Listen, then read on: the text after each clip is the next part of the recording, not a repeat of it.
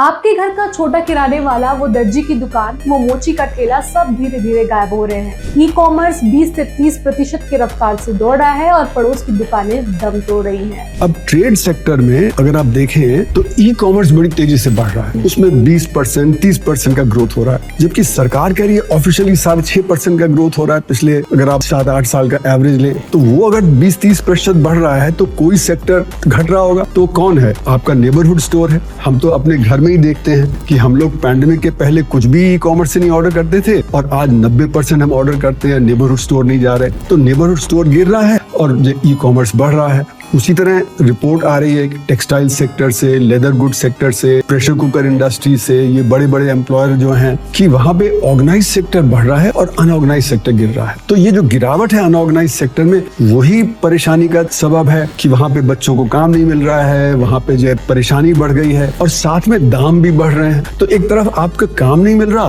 परिवार की आमदनी कम है और फिर दाम बढ़ जाते हैं तो आपकी जो परचेजिंग पावर है और कम हो जाती है। जब काम नहीं, आमदनी नहीं और ऊपर से महंगाई, तो सबसे बड़ा झटका उसी 95% भारत को लगता है जो रोज मेहनत करता है। बड़े बड़े मॉल और एप्स के इस खेल में हार हमेशा छोटे आदमी की होती है।